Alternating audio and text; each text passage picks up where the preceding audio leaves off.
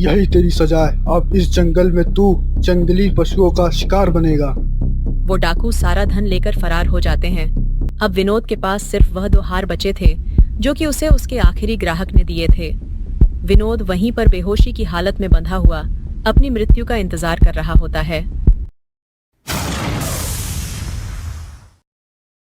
विनोद नाम का एक ठग अपने ठगी के सफर में दूसरे शहर जाने के लिए निकलता है। पर क्या यह वाकई में ठगी का सफर होगा या फिर यह एक ऐसा सफर होगा जो विनोद की जिंदगी हमेशा के लिए पलट कर रख देगा? आइए देखते हैं। शहर की यात्रा अगर मैं गांव के रास्ते से तय करूंगा तो मुझे बहुत समय लग सकता है। मेरा दोस्त लक्ष्मण तो हमेशा जंगल के रास्ते से ही व्यापार करके लौटता था। क्यों ना मैं भी आज जंगल के रास्ते से ही जाऊं। इतना सोचकर विनोद जंगल के रास्ते निकल पड़ता है। काफी रात हो चुकी है। बेहतर यही होगा कि मैं आज रात यहीं कहीं रुककर विश्राम कर लेता हूँ। विनोद जैसे ही अपनी नजरें चारों ओर फेरता है तो उसे एक रोशनी दिखती है। अरे, ये सामने की तरफ से रोशनी कैसी आ रही है? हो सकता है कि ये जंगल के आसपास कोई गांव हो। चलकर देखता हूँ।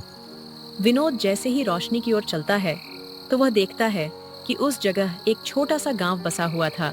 वहां का एक व्यक्ति विनोद को देखकर कहता है, कहो बेटा, आपको हमसे क्या काम है? दरअसल मैं वन के रास्ते से दूसरे शहर जा रहा था और अभी रात भी काफ़ी हो चुकी है। अगर आप मुझे रुकने के लिए कोई स्थान दे देते तो बहुत अच्छा होता। नहीं पुत्र, हम तुम्हें सिर्फ रुकने के लिए स्थान नहीं दे सकते। क्यों? मैंने कुछ गलत कह दिया क्या? सिर्फ रुकने के लिए स्थान ही नहीं, मैं तुम्हें खाने के लिए भोजन भी दूंगा। अच्छा अच्छा, तो ऐसा कहिए ना। विनोद उनके घर खाना खाकर सो जाता है। बेटा, तुम्हें यहाँ पर कोई तकलीफ तो नहीं हुई ना? अब इन काका से मेरा मतलब निकल गया है। अब सच बोलने में कोई परेशानी नहीं है। काका, आपकी खटिया में सोकर तो मेरी पीठ ही अकड़ गई है। और आपने जो खाना खिलाया था वो भी कुछ खास नहीं था। जो भी हो, अब मैं चलता हूँ। ये बात सुनकर उस व्यक्ति को बहुत बुरा लगा और उसने कुछ नहीं कहा। छोड़ो, अभी बच्चा है, वक्त आने पर समझदार हो जाएगा। चलो, पिछली रात का रहना खाना तो आराम से हो गया। अब सूरज ढलने से पहले मुझे अपना पूरा सफर तय करना पड़ेगा। फिर विनोद वहां से चला जाता है। हे ऊपर वाले, इतनी धूप में मैं कैसे ये पानी से भरी बाल्टी को अपनी झोपड़ी तक ले जा सकूंगी? अरे, ये क्या? अगर मैं इस बुढ़िया की मदद करने के बदले में मुद्राएं मांगू तो ये मुझे मना नहीं करेगी। विनोद बुढ़िया के सामने खड़ा हो जाता है। तभी वो बुढ़िया उससे कहती है, बेटा, क्या तुम मेरी मदद करोगे? मदद तो मैं कर दूंगा, लेकिन उसके बदले में मुझे 100 स्वर्ण की मुद्राएं देनी होंगी। 100 स्वर्ण मुद्राएं? रहने दो बेटा, मैं खुद ही चली जाऊंगी। सोच लो, इस जंगल के रास्ते से डाकुओं का झुंड रोज यातायात करता है। अगर वो तुम्हें रास्ते में मिल गए तो वो तुम्हें लूट लेंगे। ये बात सुनकर बुढ़िया के कान खड़े हो जाते हैं क्योंकि उसके पास धन भी बहुत था। तभी बुढ़िया कहती है, अच्छा ठीक है, मैं तुम्हें मुद्राएं देने के लिए तैयार हूँ। तुम मेरी झोपड़ी तक मुझे छोड़ दो। ये हुई ना बात। विनोद बुढ़िया को उसके घर तक छोड़ देता है। ये लो बेटा, तुम्हारे 100 स्वर्ण मुद्राएं। इसे कहते हैं व्यापार। घर से कुछ भी नहीं लेकर निकला था, रात में मुफ्त में रह भी लिया और 100 स्वर्ण मुद्राएं भी कमा ली।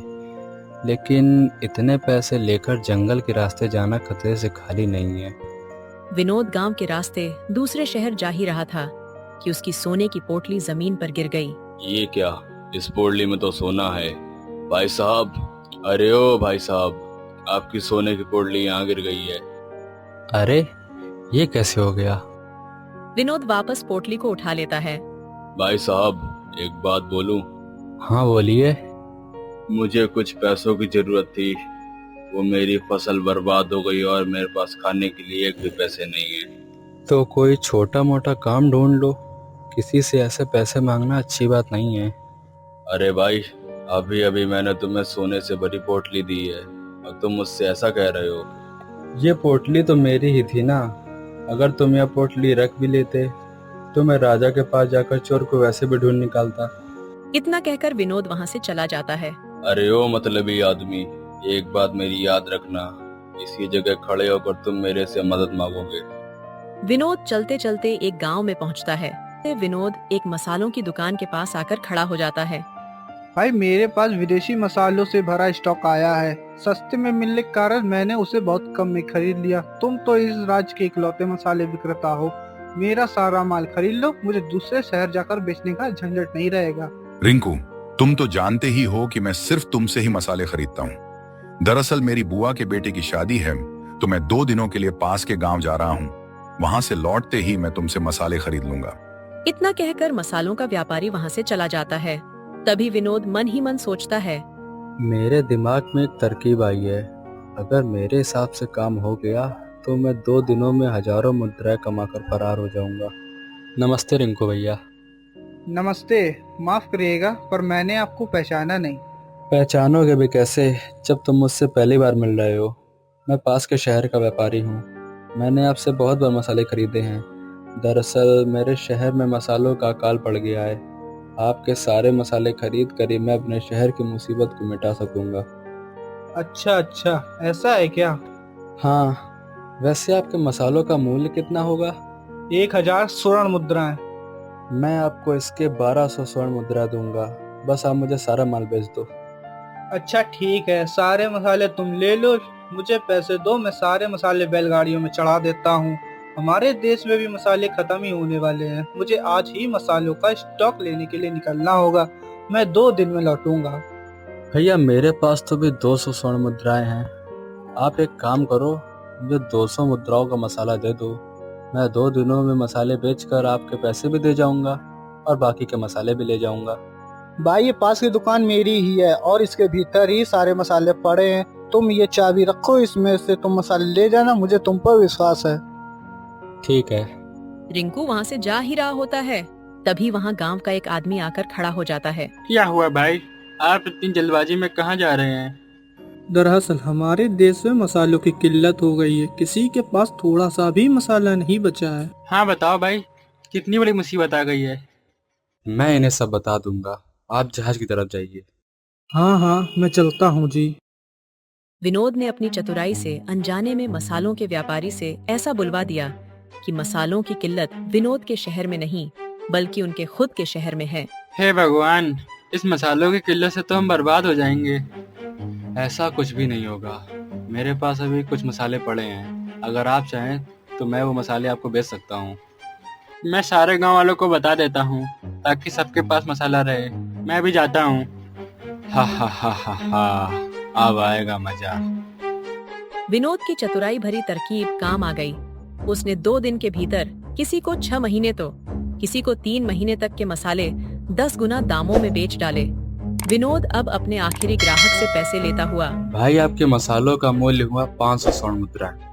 पर मेरे पास अभी पैसे नहीं है। मैं एक सुनार, तुम ये 2 हार रख लो और इस एक हार की कीमत 300 स्वर्ण मुद्राएं हैं। जल्दबाजी में मुझे इसका कोई विक्रेता नहीं मिला और मुझे अभी मसाले भी लेने हैं। चलो अच्छा ठीक है। आज दूसरा दिन है, अब मुझे जल्दी से यहाँ से निकलना चाहिए। मैं आप कभी भी पकड़ा जा सकता हूँ। तभी वहाँ पर रिंकू आ जाता है। भाई यहाँ तो सिर्फ 4 पोटली मसाले ही बचे हैं, बाकी मसाले कहाँ गए? अब इसे कौन बताए कि इन पोटलियों में मसाले नहीं बल्कि स्वर्ण मुद्राएं हैं। वो मैंने सारे मसाले अपने शहर भिजवा दिए हैं और ये रहे आपके बाकी के बचे 1000 स्वर्ण मुद्राएं। ठीक है। विनोद बोरी भरी स्वर्ण मुद्राएं लेकर घोड़े में सवार होकर जंगल के रास्ते अपने शहर जाने लगता है। अब मुझे वो मसाले वाला कभी नहीं पकड़ पाएगा। बस अब मैं थोड़ी ही देर में अपनी शहर की सीमा में प्रवेश करने वाला हूँ। भाई देखो, लगता है ये युवक व्यापार करके लौटा है। हे भगवान, ये तो डाकू हैं। रुक जाओ, नीचे उतरो। विनोद नीचे उतर जाता है। इन पोटलियों में क्या है? इन पोटलियों में मेरे कपड़े हैं। मेरी माँ बहुत बीमार है। मैंने अपनी छोटी सी झोपड़ी बेचकर छोटा मोटा कपड़ों का व्यापार चालू करा है। मैं एक मंदिर के बाहर अपनी बीमार माँ के साथ रहता हूँ। कृपया मुझे छोड़ दीजिए भैया, मैं अपनी बीमार माँ का इकलौता सहारा हूँ। ये बात सुनकर वो डाकू पिघल जाते हैं। अच्छा ठीक है, तुम जा सकते हो, पर इस रास्ते का उपयोग दोबारा मत करना। ठीक है भैया। विनोद मन ही मन सोचता है। वाह क्या बात है, आज मेरे शातिर दिमाग ने इन डाकुओं को भी बेवकूफ बना दिया। विनोद वहाँ से जा ही रहा होता है कि उसकी एक सोने के सिक्कों से भरी पोटली जमीन पर गिर जाती है। दुष्ट लड़के, तुमने हमसे झूठ बोला, अब देख हम तुम्हारे साथ क्या करते हैं। वो डाकू विनोद को बहुत पीटते हैं और उसे रस्सी से बांध देते हैं। यही तेरी सजा है, अब इस जंगल में तू जंगली पशुओं का शिकार बनेगा। वो डाकू सारा धन लेकर फरार हो जाते हैं। अब विनोद के पास सिर्फ वह 2 हार बचे थे जो कि उसे उसके आखिरी ग्राहक ने दिए थे। विनोद वहीं पर बेहोशी की हालत में बंधा हुआ अपनी मृत्यु का इंतजार कर रहा होता है। कुछ समय बाद जब विनोद को होश आता है तो वह खुद को एक झोपड़ी के भीतर पाता है। मैं यहाँ कैसे पहुँच गया? वो झोपड़ी और किसी की नहीं बल्कि उसी बूढ़ी माँ की थी जिसकी मदद विनोद ने करी थी। बूढ़ी माँ, मैंने आपसे उस दिन इतना बुरा व्यवहार किया था, फिर भी आपने मेरी मदद क्यों करी? बेटा अभी तुम बच्चे हो, समय के साथ तुम्हें भी अच्छे बुरे का ज्ञान हो जाएगा। हो जाएगा नहीं माँ, हो गया। पुराने वाले विनोद को तो आज जानवरों ने खा लिया है। मुझे अब एक नया जीवन मिला है। मैं आपसे वादा करता हूँ कि मैं नेकी के रास्ते पर ही चलूँगा और आप ये मेरी तरफ से एक भेंट स्वीकार करें। इसकी कीमत 300 स्वर्ण मुद्राएं हैं। धन्यवाद पुत्र। बूढ़ी माँ, मैं एक मसाले वाले का गुनहगार हूँ। मेरी वजह से वह बेचारा बर्बाद हो गया है। अब मेरी जगह तो कारागृह में है। मैं जा रहा हूँ अपना गुनाह कबूल करने। बेटा एक बात याद रखना, अगर तुम्हें सच्चे दिल से पछतावा हुआ है तो तुम गुनाह कबूल करके भी कारागृह नहीं जाओगे। जाकर उस मसाले वाले से माफी मांग लो और उसे वादा करो कि कारागृह से छूटने के बाद उसके नुकसान हुए एक एक पैसे लौटा दोगे। विनोद उनकी बात मान लेता है और वहाँ से चला जाता है। वह जा ही रहा होता है, तभी उसे वो डाकू फिर दिखाई पड़ते हैं। हे प्रभु, ये कैसी परीक्षा ले रहे हो आप मेरी? अगर इन डाकुओं ने मुझे वापस देख लिया तो ये मुझे जिंदा नहीं छोड़ेंगे। विनोद वन की दूसरी ओर भाग जाता है। संयोग से विनोद वापस जंगल के पास बसे उसी गांव में पहुंच जाता है जिधर उसने एक रात गुजारी थी। अरे बेटा, तुम्हें तो देखकर लग रहा है तुम किसी मुसीबत में हो। आओ आओ, घर के भीतर आओ। काका, आप मुझ जैसे मतलबी से अभी भी इतनी अच्छी तरीके से बात कैसे कर रहे हो? उस दिन आपने मुझे खाना और छत देकर मेरे ऊपर इतना बड़ा एहसान किया, और आपका एहसान मानना तो दूर, मैंने आपसे बुरी तरह से बात करी। तुमने अभी अभी मुझे क्या कहकर बुलाया? मैंने आपको काका कहा। हाँ हाँ, तो उस हिसाब से तुम मेरे बेटे के समान हुए ना। तुम्हें अपनी गलती का एहसास हो गया है, वही बहुत है। चलो भीतर चलो। हाँ काका, चलिए। विनोद भोजन कर उन काका के घर पर सो जाता है। काका, आपका बहुत बहुत धन्यवाद। मैं आपको कुछ देना चाहता हूँ। विनोद वो दूसरा हार काका को दे देता है। ये किस लिए बेटा? काका, मेरी तरफ से आप इसे एक भेंट की तरह स्वीकार करें और मुझे अपने एहसान से मुक्त करें। बहुत बहुत शुक्रिया बेटा। मुझे पैसों की बहुत जरूरत थी। बारिश के मौसम में मेरी छत से पानी टपकने लगता है। ठीक है, अब आप इन पैसों से अपनी छत सुधरवा लेना। हाँ बेटा, तुम्हारा बहुत बहुत शुक्रिया। अब विनोद की जेब में एक फूटी कौड़ी भी नहीं थी। आज तो मेरी जेब में एक फूटी कौड़ी भी नहीं है, पर आज किसी की मदद करके जो सुख मुझे मिला है, क्या अनुभव मुझे आज से पहले कभी नहीं हुआ। विनोद वापस से निकल पड़ता है। तभी वो वहाँ पहुँचता है जहाँ उसके स्वर्ण मुद्राएं गिर गए थे। अपनी जमीन पर उस व्यक्ति ने कैसा यंत्र लगाया है? छोड़ो, मुझे क्या, आज रात यहीं पेड़ के नीचे सो लेता हूँ। कल सुबह किसान भाई से माफी मांगकर मसालों के व्यापारी के पास चला जाऊंगा। इतना कहकर विनोद खेत के पास वाले पेड़ के पीछे सो जाता है। जैसे ही रात घनी हो जाती है, तभी कुछ लोग सूरज के खेत में आते हैं और खुदाई करते हैं। तभी उनमें से एक आदमी बोलता है, चलो काम हो गया, अब सुबह देखा जाएगा।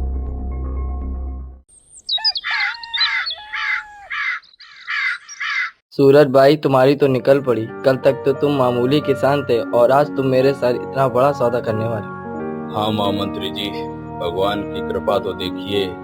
मैंने जैसे एक खेत में जोतने के लिए हल चलाया, उसमें से एक कीमती धातुएं निकलने लगी। इस काम में पैसा तो बहुत है, लेकिन मानसिक तनाव भी बहुत है। अच्छा, तो तुम इसलिए ये धातु उगलने वाली जमीन मुझे बेचना चाहते हो ना? हाँ मंत्री जी, आज शाम को राजा खुद इस धातु देने वाली जमीन को देखने आने वाले हैं, इसलिए ये जमीन आप ले लीजिए। मैं कोई गड़बड़ी नहीं चाहता। ठीक है, मैं सब संभाल लूंगा। अच्छा बताओ, कितनी कीमत तय करी है इस जमीन की तुमने? मैं इस जमीन के 1 लाख स्वर्ण मुद्रा लूंगा। 1 लाख स्वर्ण मुद्रा, ये तो बहुत बड़ी कीमत है, मगर ठीक है, मैं ये कीमत देने के लिए तैयार हूँ, पर पहले मुझे जमीन से धातु निकाल कर तो दिखाओ।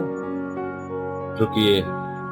सूरज धातु निकालने वाले यंत्र को चालू कर देता है, पर उसमें से धातु निकलने की जगह पत्थर निकलने लगते हैं। कल रात को तो मैंने इस भूमि के सारे आसपास से धातु निकाल लिए थे। अब कुछ देर के लिए इसमें से धातु की जगह सिर्फ मिट्टी ही निकलेगा। सूरज, इस भूमि से तो सिर्फ मिट्टी ही निकल रहा है। इसका मतलब तुमने मुझसे झूठ कहा? नहीं नहीं, ऐसा नहीं है। कल पूरे दिन इस भूमि से धातु निकली है। मतलब तुमने इस भूमि के सारे धातु निकाल लिए और मुझे मोटे दामों में बेचकर तुम फरार होना चाहते थे? नहीं नहीं महामंत्री जी, ऐसा नहीं है। अगर आज शाम को राजा जी ने यह देख लिया तो वह मुझे कारागृह में डाल देंगे। आप मुझे बचा लीजिए। अब बचने का तुम्हारे पास एक ही तरीका है। ये जितनी भी बड़ी जमीन है सिर्फ 5,000 स्वर्ण मुद्रा में बिकेगी, पर मैं तुम्हें इसके 20,000 मुद्रा दूंगा। ये पैसे लेकर तुम दूसरे देश चले जाओ, बाकी राजा को जो बोलना है वो मैं देखूंगा। आपका बहुत बहुत शुक्रिया मालिक। लाओ, मुझे जमीन के कागज दे दो। हाँ, मैं अभी लाता हूँ। अच्छा बच्चू, विनोद के सामने ठगी करने की कोशिश। अगर अभी 2 मिनट में तुमसे ऐसा नहीं बुलवाया कि तुम दोनों मुझसे 1 लाख स्वर्ण मुद्राएं ले लो, तो मेरा नाम भी विनोद नहीं। रुक जाओ सूरज, इस कपटी को जमीन बेचने की कोई जरूरत नहीं है। तुम्हें पता है तुम किसके बारे में क्या कह रहे हो? हाँ मुझे पता है, महाराज के कहने पर कल रात में यहीं पर सो गया था। मैं उनका एक खुफिया गुप्तचर हूँ। महाराज को आपके ऊपर काफी दिनों से शक था, इसलिए उन्होंने मुझे आपके पीछे जासूसी के लिए लगा दिया। क्या सबूत है तुम्हारे पास? सबूत? वो तो मैं महाराज को ही दूंगा। तुम तो राज में हफ्ता वसूली करते हो, गुंडों को शरण देते हो और राजकोष से धन लूटते हो। आज तुम्हारा खेल खत्म। भाई माफ कर दो, मैं तुम दोनों को 1-1 लाख स्वर्ण मुद्रा दूंगा। यह जमीन भी तुम ही रख लो। मैं कबूल करता हूँ कि मैंने कल रात को ही खुदाई करी। बेवकूफ़ कहीं का, मैंने तो सिर्फ इतना अनुमान लगाया था कि एक महामंत्री कैसे गलत काम कर सकता है, और इसने तो सच ही मान लिया। हमें तुम्हारी मुद्राएं नहीं चाहिए। तुमने जिनका जिनका धन लूटा है वह सब वापस कर देना, और आगे से कोई गलत काम मत करना, नहीं तो राजा को सारे सबूत दे दूंगा। हाँ हाँ ठीक है। धन्यवाद भाई, आज तुमने मुझे बचा लिया। भाई मुझे उस दिन के लिए माफ़ कर दो। अरे भाई, पुरानी बातों को छोड़ो। मुझे तुम्हारे जैसे एक चतुर व्यक्ति की तलाश थी। आज से ये काम हम दोनों साथ मिलकर करेंगे और मुनाफे को आधा आधा बांट लेंगे। मैं तुम्हारा प्रस्ताव स्वीकार करता हूँ, पर मुझे अभी के लिए तुम 10,000 स्वर्ण मुद्राएं दे दो। मुझे किसी को पैसे लौटाने हैं। तुम यह पैसे मेरे आने वाले महीने से काट लेना। जैसा तुम कहो। विनोद उन पैसों को लेकर मसालों के व्यापारी के पास पहुंच जाता है। मुझे माफ़ कर दो रिंकू, मैं तुम्हारे मुनाफे के सारे पैसे लौटाने आया हूँ। अगर तुम मुझे अभी भी राजा के पास गुनहगार के रूप में ले जाना चाहते हो तो मैं चलने के लिए तैयार हूँ। नहीं भाई, तुमने सारे पैसे लौटा दिए, मतलब तुम एक अच्छे इंसान बन चुके हो। मुझे तुमसे कोई शिकायत नहीं है। इस प्रकार विनोद अपनी गलतियों को सुधारता है और हमेशा के लिए सुधर जाता है।